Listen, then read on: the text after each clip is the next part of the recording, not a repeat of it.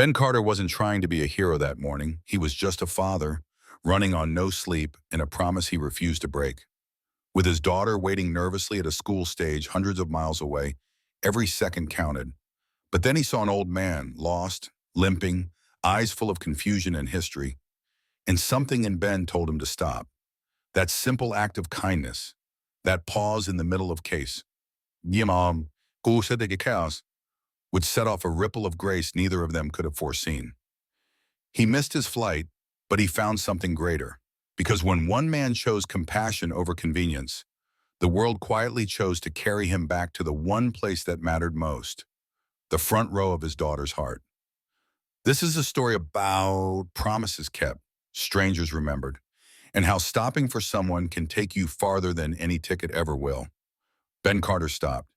He turned on his heel, walked back, and gently stepped into the space beside the old man. "Sir," he said, voice low, careful not to startle. "You okay? Need help with something?"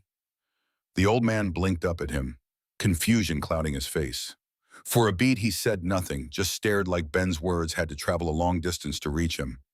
Then slowly he held out the wrinkled boarding pass in shaking hands. "They changed the gate," he mumbled. I I can't find it. It's all too fast. I don't want to miss the plane. My grandson's waiting in Florida. Haven't seen him in 4 years." Ben took the ticket, eyes scanning quickly.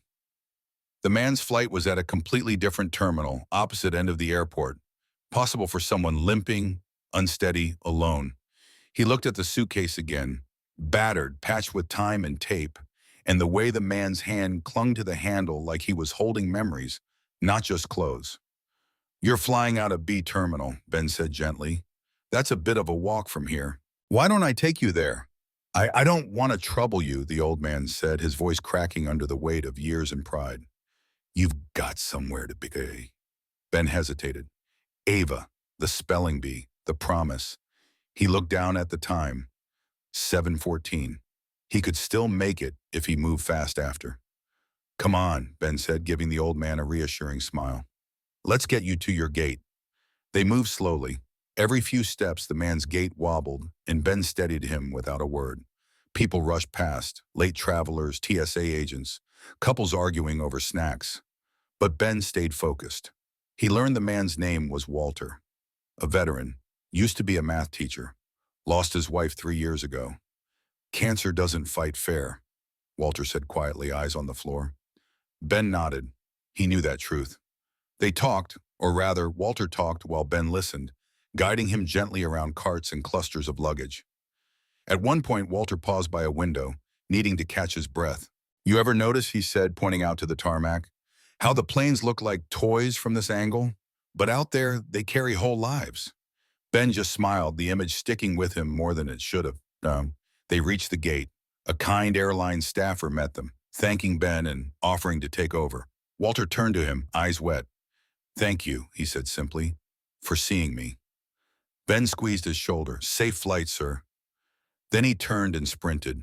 He ran faster than he had in years, weaving through the crowd like it was second nature. His boots hit the tile with a solid thud, his breath sharp and ragged. He checked his watch, 7:42. His flight? Gone. At the counter, he begged, explained, pleaded. The agent shook her head. Boarding closed. Ben leaned against the counter, heart sinking. Ava, her spelling bee, the promise. He imagined her scanning the front row, searching for him, heart slowly dropping when she didn't see him. He closed his eyes. Then someone tapped his shoulder. "Ricardo?" A man in a black blazer stood behind him, a gold pin glinting on his lapel. "You're Ben Carter, right? Follow me, sir. You've been upgraded." Ben blinked. "What?" "This way, please." Confused, exhausted, he followed. Down a different hallway, past security doors, to a small, sleek terminal. And there, waiting on the tarmac, was a private jet. The man gestured toward the stairs. "Compliments of someone who noticed." Ben stirred. "Noticed what?" The man only smiled. Kindness tends to echo in unexpected places. The jet took off minutes later. Ben sat by the window, the hum of the engine a quiet miracle. He would make it, just in time. At 9:57, the jet touched down. A car waited, lights flashing. The driver didn't ask questions. just drove. Ben reached Santa Fe High School as the announcer was calling Ava's name. He slipped into the auditorium just as she walked on stage. Front row seat still empty. He took it. She saw him. Her eyes lit up, smile breaking wide across her face. Later, she'd ask how he made it. He'd just say, "I kept my promise."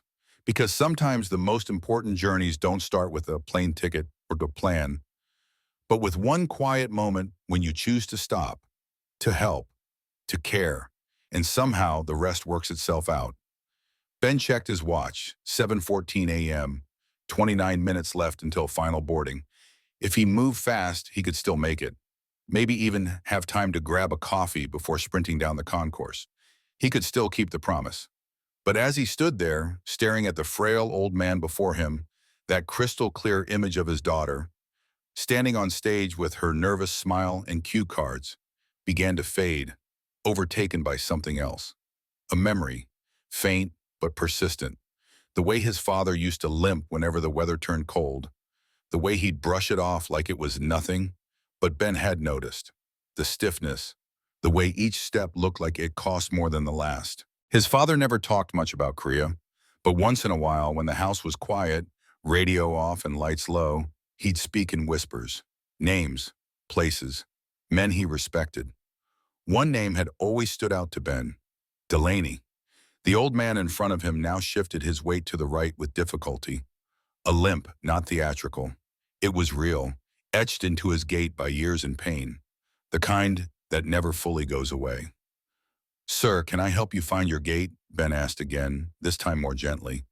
The old man lifted his head. His voice was rough, dry, like leaves crunching underfoot. "Appreciate it, son. I'm trying to get to gate B17. They keep changing everything around here. Legs don't keep up like they used to." Ben nodded, already adjusting his route mentally. "Let's get you there." He offered his arm. The old man hesitated. Pride is heavy and hard to set down, but after a pause, he took it. They began walking slowly, merging into the current of rushing passengers. Ben stayed to the side, steering around rolling suitcases, sleep-deprived parents and toddlers zigzagging underfoot. The old man's grip was steady, but his hand trembled. His eyes, faded but sharp, scanned every passing sign and face like a man on patrol, never letting his guard down. "I'm Ben," he said after a moment.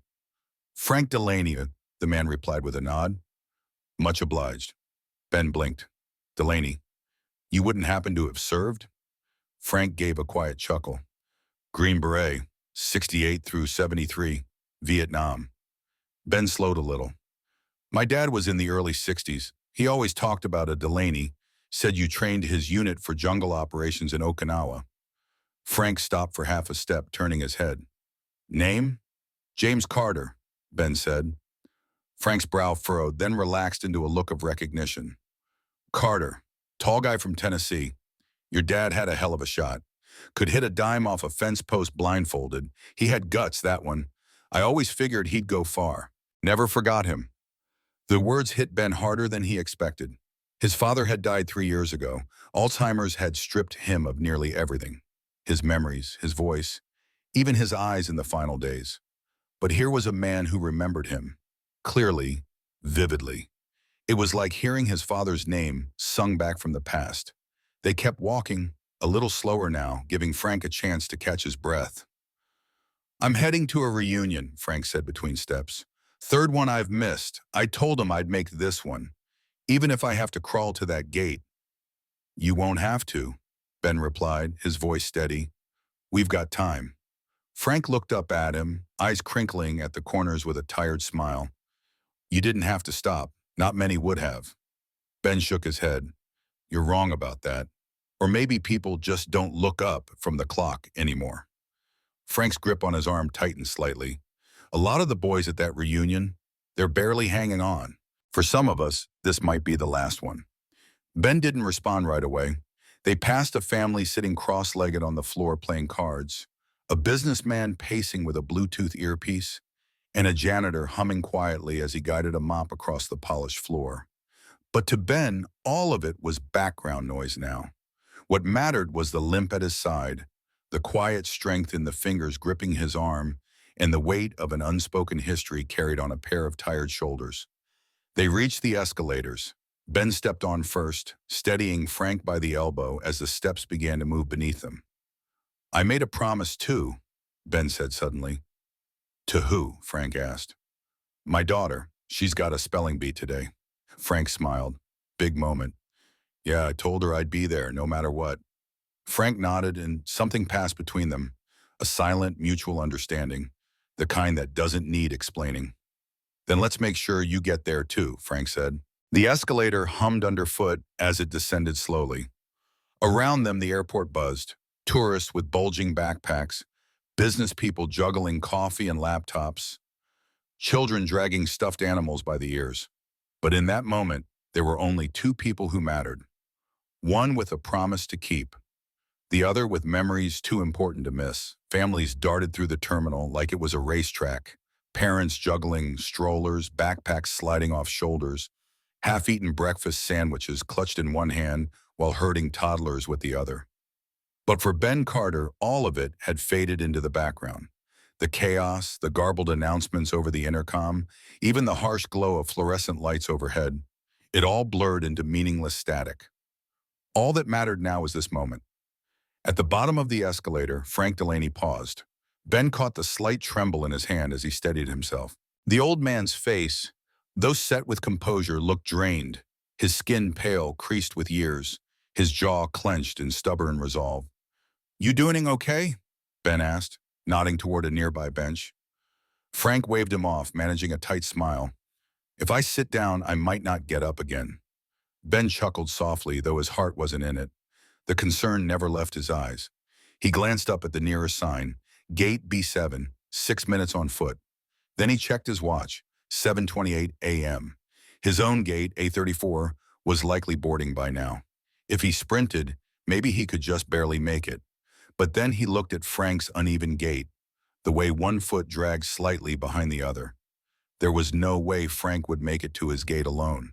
And Ben wasn't about to leave him behind, not after everything he had just learned, not after hearing his father's name from this man's lips. This wasn't just any passenger. This was the man who had trained Ben's father, who had kept him alive in a time and place Ben could barely imagine. This was someone who had mattered long before Ben had ever existed. They kept walking, slower now. Frank's steps were careful, measured. Ben matched his pace without a word. This wasn't about speed anymore. It was about showing up, about being here. He remembered something his father used to say. Real strength isn't how fast you go.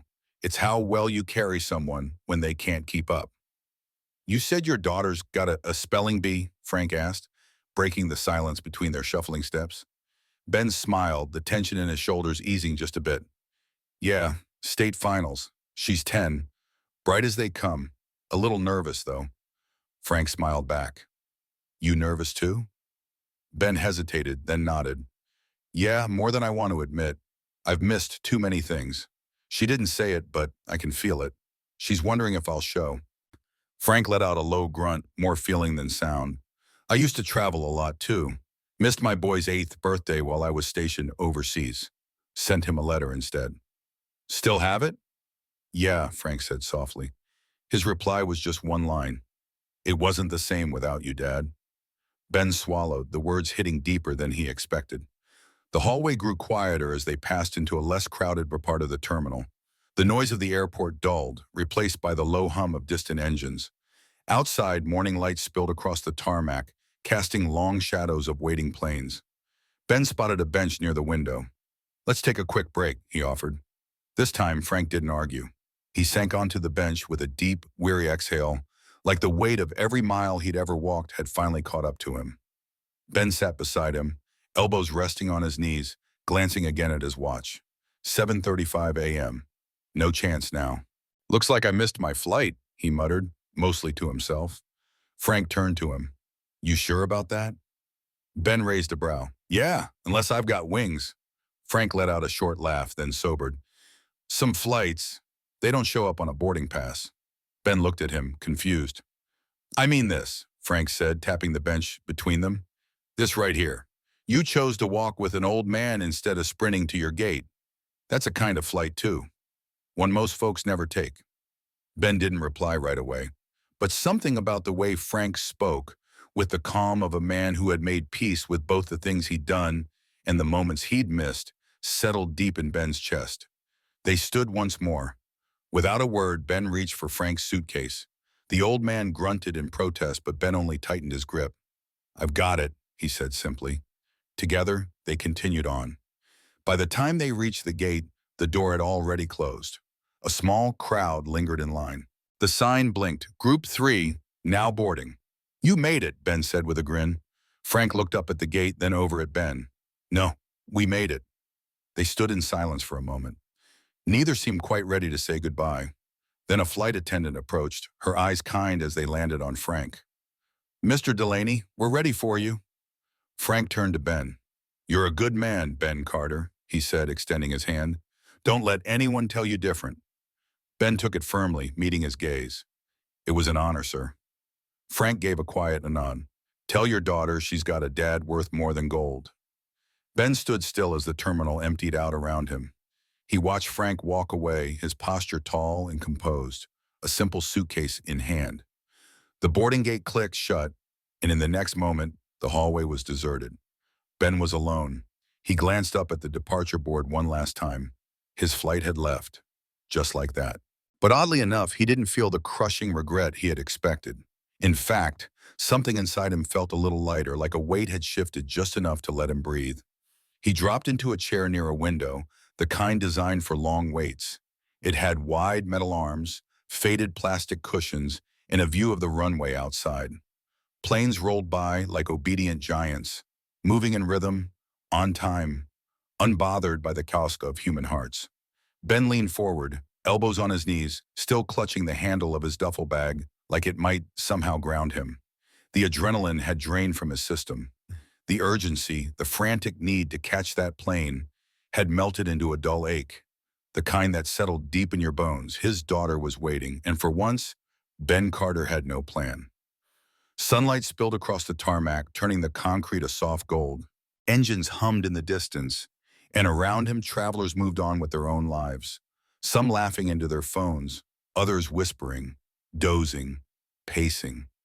But in Ben's head, there was only one sound, Ava's voice. "You'll be there, right, Dad?" "I promise." He exhaled, slow and full. He hadn't broken that promise because he didn't care or because he forgot. He had made a decision. One he believed was right. A good choice, if not the easy one. But how do you explain that to a 10-year-old girl with wide eyes and a hopeful heart? Someone sat down beside him. Ben didn't react at first. The movement barely registered until the man cleared his throat. "Excuse me," a calm, deep voice said. "You're Ben Carter, right?" Ben turned. The man appeared to be in his early 60s, tall, broad shoulders, dressed in a tailored dark suit that somehow looked as comfortable as a pair of jeans.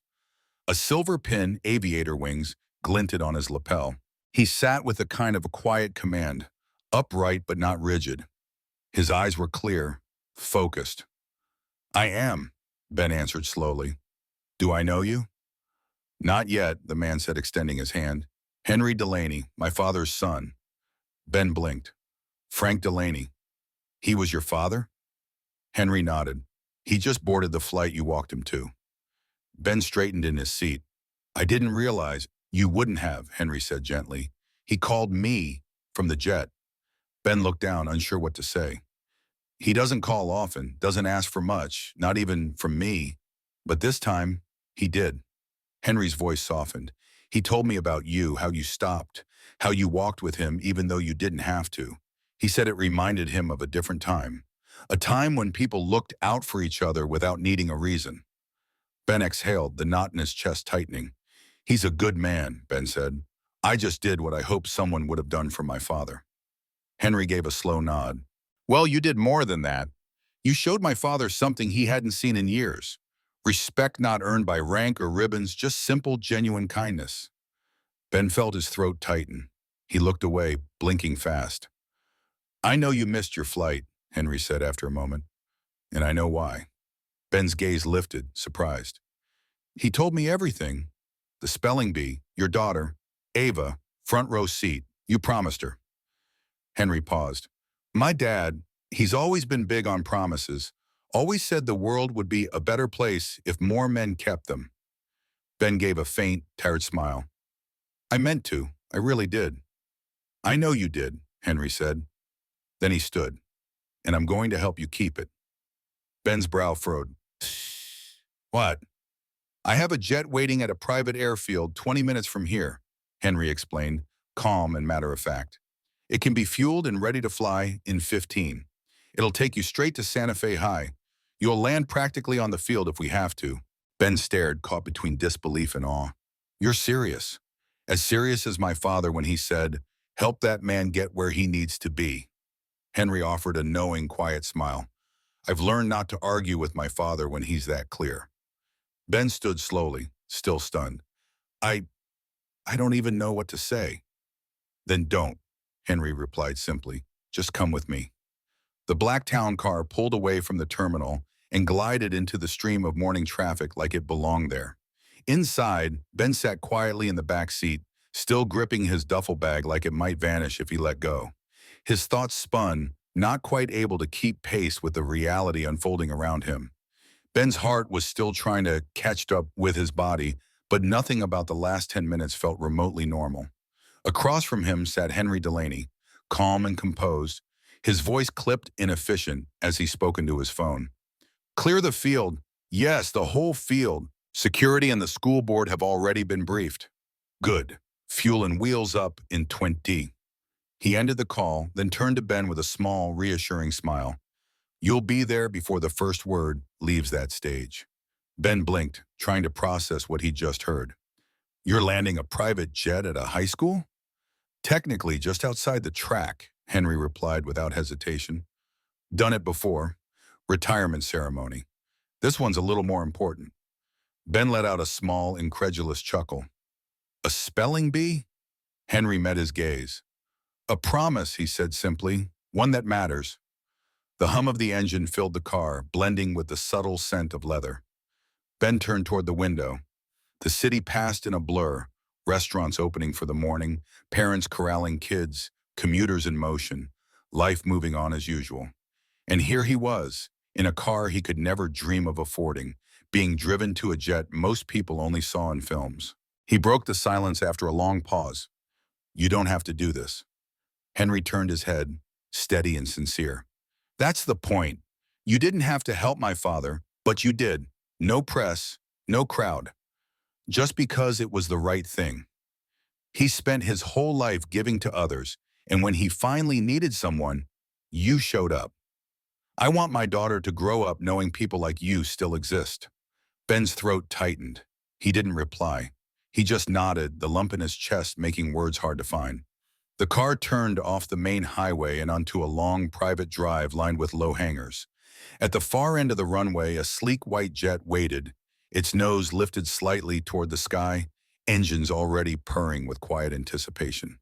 They pulled up slowly and the driver stepped out with precision, opening Ben's door. Ben climbed out, the cool morning air meeting his face.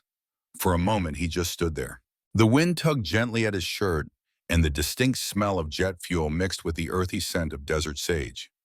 This is yours for today, Henry said, stepping beside him, courtesy of a man who once taught my father that real leaders carry others when they can't walk. Ben turned to look at him. You think I'm a leader?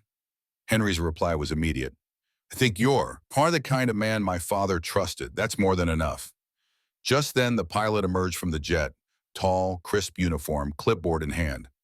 Mr. Carter, I'm Captain Doyle. We'll be wheels up in 3. Direct route to Santa Fe. 35 minutes in the air. We're landing on school grounds. Local police have the area secure. Ben blinked. You're serious? Captain Doyle smiled, calm and unbothered. We've done it before. Just sit back and breathe. We'll handle the rest. Ben climbed the stairs into the jet, each step surreal. It didn't feel like his life, not the one he was used to. The cabin smelled like fresh coffee and polished leather. Everything pristine and understated, luxury without a single ounce of arrogance. He sank into the window seat, finally letting go of a breath he hadn't realized he'd been holding. As the jet lifted off, the runway slipped away, and the weight in his chest slowly began to ease. He closed his eyes, and there she was, Ava, that nervous smile, the piece of paper in her hand, crumpled from hours of practice. The way she mouthed words under her breath in front of the bathroom mirror the night before. Courage. Courage. Yeah, she had it, but today he had to prove he did too. The pilot's voice came through the speakers. We're 30 out, fields prepped, weather's clear. Should be a smooth drop-in. Ben opened his eyes and looked out the window. The clouds parted beneath them, and the New Mexico mountains rolled into view. It hit him hard and sudden. Not just the realization that he might actually make it in time, but that someone had made it possible for him to even try. Because of one moment, one choice. He had stopped, helped, did what was right without asking for anything in return, and now the world had quietly opened a door. Maybe that was what redemption looked like. Not some grand speech or dramatic gesture, not flashing lights or loud applause, just a father, sitting on a borrowed jet, racing against time for the only thing that truly mattered, a promise kept. The descent was so smooth it barely stirred the papers on the polished table in front of him. Through the window, Ben caught his first glimpse of the school, Santa Fe High, tucked along the edge of town. Behind it stretched a modest football field, like a quiet welcome waiting just for him. Families packed the bleachers, their chatter a soft hum under the morning sun. Children clustered in small groups, folding chairs arranged in perfect rows. Laughter echoed here and there. Then, as if the sky itself had cracked open to deliver a moment from another world, the jet appeared, gleaming white, low in the sky, descending right onto the field. Gasps rippled through the crowd. The jet's engines growled softly, the sound slicing through the air like a secret language. Teachers paused mid-sentence. Children pointed with wide ears. Phones shot up.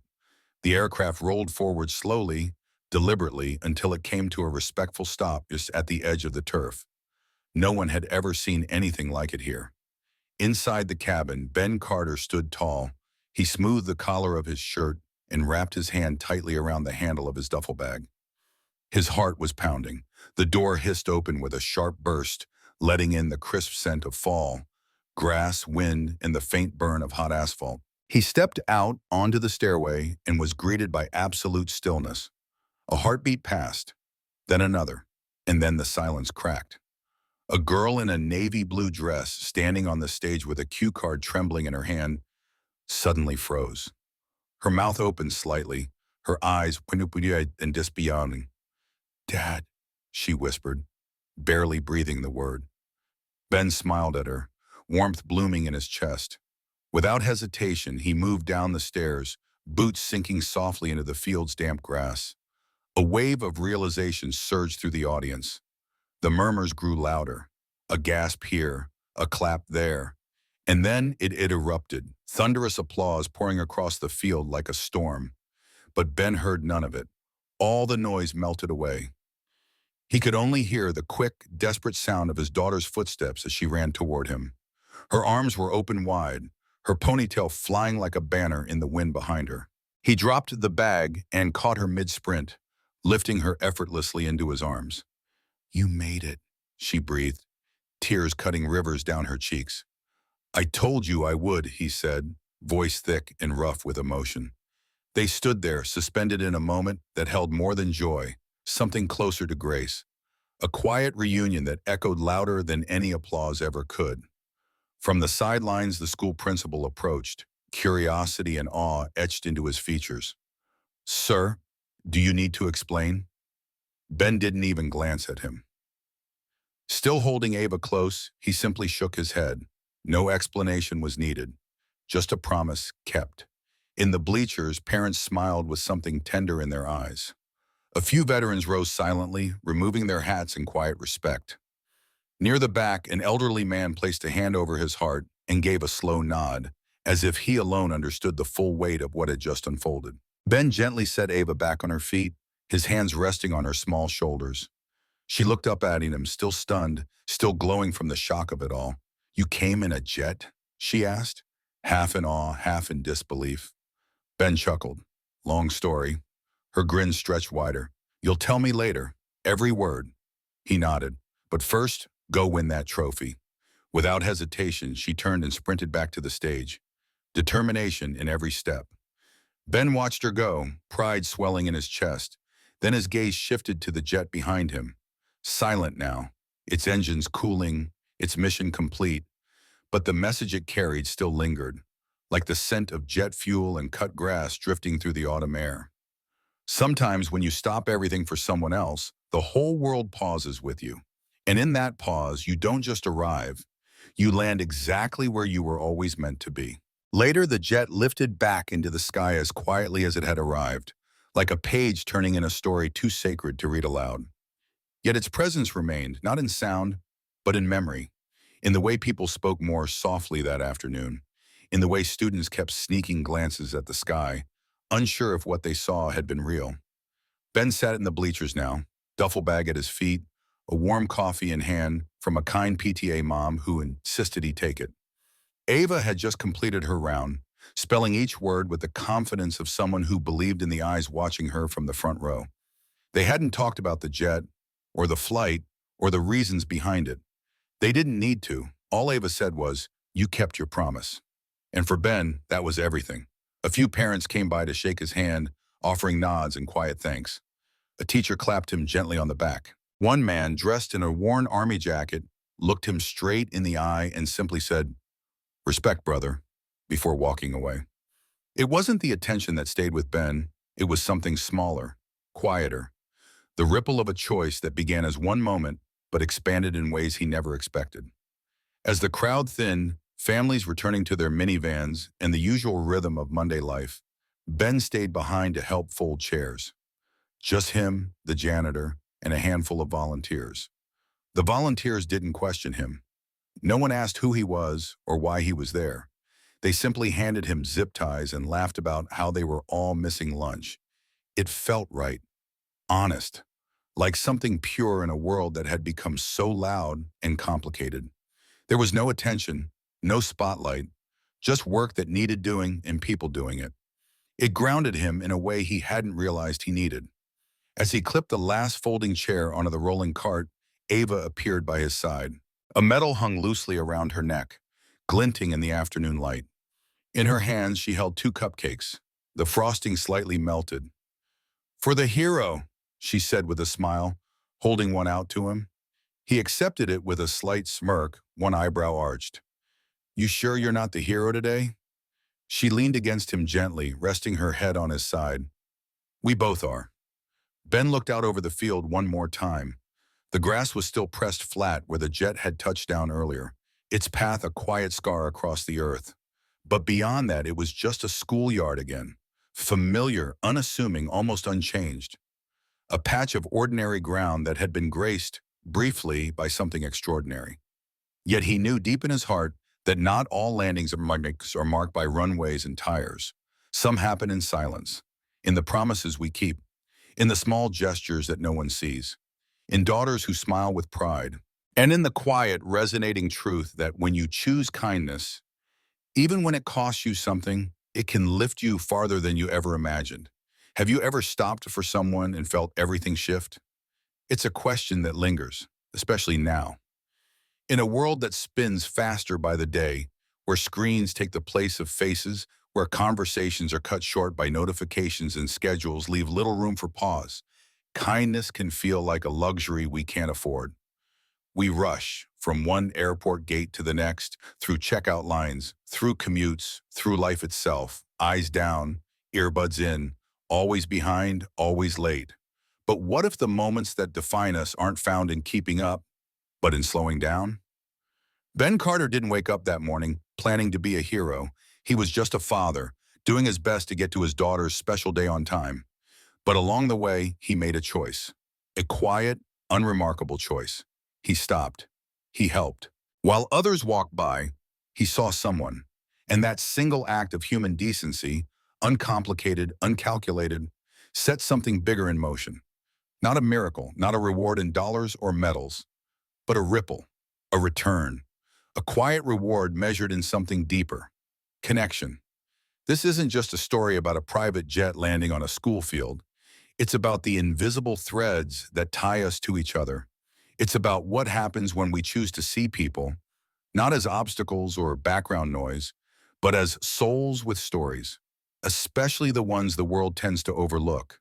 The elderly, the veterans, the ones who helped shape this country with their bare hands and brave hearts, but who now pass through our lives like ghosts, mostly unnoticed. Back at the airport, Ben hadn't known who Frank Delaney was. He didn't know the history tucked beneath that old coat. He didn't recognize the name, the face, or the weight of everything Frank had once carried for others. And that's exactly why his choice mattered so much. He didn't help because he knew. He helped because it was right. Have you ever had a moment like that? One small decision that changed your direction, just because it felt like the kind thing to do? We'd love to hear it. Share your story in the comments. Remind someone out there that compassion isn't rare. It's just waiting for someone brave enough to choose it. And if this story moved you, if it stirred something in you, please like it. Share it with someone who might need the reminder. Subscribe for more stories that honor quiet strength, simple courage, and the kind of everyday heroism that rarely makes headlines, but always leaves a mark. Because sometimes the quietest acts create the loudest echoes. And sometimes the flight you miss is the one that lifts you higher than you ever planned to go. Thank you for watching. And thank you for remembering what truly matters.